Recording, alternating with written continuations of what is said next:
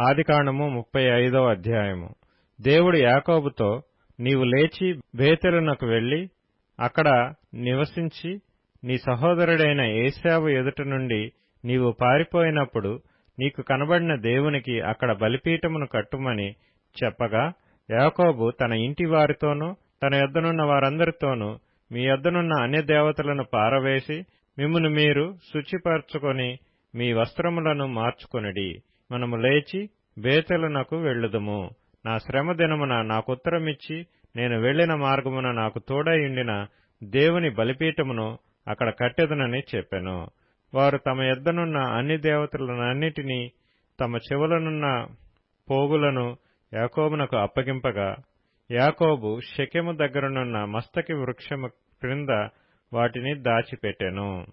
వారు ప్రయాణమై పోయినప్పుడు దేవుని భయము వారి చుట్టూనున్న పట్టణముల మీద నుండెను గనుక వారు యాకోబు కుమారులను తరమలేదు. యాకోబును అతనితోనున్న జనులందరూ కనానులో లూజుకు అనగా బేతేలునకు వచ్చిరి. అతడు తన సహోదరుని ఎదుట నుండి పారిపోయినప్పుడు దేవుడు అక్కడ అతనికి ప్రత్యక్షమాయెను గనుక అక్కడ బలిపీఠమును కట్టి ఆ చోటికి ఏల్ బేతేలను పేరు పెట్టెను. రిబ్కా దాది అయిన దెబోరా చనిపోయి బేతేలునకు దిగువనున్న సింధూర వృక్షము క్రింద పాతి పెట్టబడెను. దానికి అల్లోను బాకూత్ అని పేరు పెట్టబడెను. యాకోబు పద్దనరాము నుండి వచ్చుచుండగా దేవుడు తిరిగి అతనికి ప్రత్యక్షమై అతనిని ఆశీర్వదించెను. అప్పుడు దేవుడు అతనితో, నీ పేరు యాకోబు, ఇక మీదట నీ పేరు యాకోబు అనబడదు, నీ పేరు ఇశ్రాయేలు అని చెప్పి అతనికి ఇశ్రాయేలు అను పేరు పెట్టెను. మరియు దేవుడు, నేను సర్వశక్తిగల దేవుడను, నీవు ఫలించి అభివృద్ధి పొందుము, జనమును జనముల సమూహమును నీ వలన కలుగును, రాజులను నీ గర్భవాసమున పుట్టెదరు. నేను అబ్రహామునకును ఇస్సాకునకును ఇచ్చిన దేశమును నీకిచ్చెదను, నీ తరువాత నీ సంతానమునకును ఈ దేశమునిచ్చెదనని అతనితో చెప్పెను. దేవుడు అతనితో మాట్లాడిన స్థలము నుండి పరమునకు వెళ్ళెను. ఆయన తనతో మాట్లాడిన చోట యాకోబు ఒక స్తంభము అనగా రాతి స్తంభము కట్టించి దానిమీద పానార్పణము చేసి నూనెయు దానిమీద పోసెను. తనతో దేవుడు మాట్లాడిన చోటికి యాకోబు బేతేలు అను పేరు పెట్టెను. వారు బేతేలు నుండి ప్రయాణమైపోయిరి.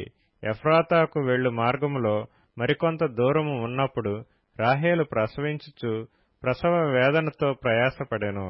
ఆమె ప్రసవము వలన ప్రయాసపడుచున్నప్పుడు మంత్రసాని ఆమెతో, భయపడకుము, ఇదియు నీకు కుమారుడగునని చెప్పెను. ఆమె మృతి పొందెను. ప్రాణము పోవుచుండగా ఆమె అతని పేరు బెనోని అనెను. అతని తండ్రి అతనికి బెన్యామీను అను పేరు పెట్టెను. అట్లు రాహేలు మృతి పొంది బెత్లెహేమను ఎఫ్రాతా మార్గమున పాతి పెట్టబడెను. యాకోబు ఆమె సమాధి మీద ఒక స్తంభము కట్టించెను. అది నేటి వరకు రాహేలు సమాధి స్తంభము. ఇశ్రాయేలు ప్రయాణమైపోయి మిగ్దల్ ఏదెరు కవతల తన గుడారము వేసెను. ఇశ్రాయేలు ఆ దేశములో నివసించుచున్నప్పుడు రూబేను వెళ్లి తన తండ్రి ఉపపత్ని అయిన బిల్హాతో శయనించెను. ఆ సంగతి ఇశ్రాయేలుకు వినబడెను. యాకోబు కుమారులు 12.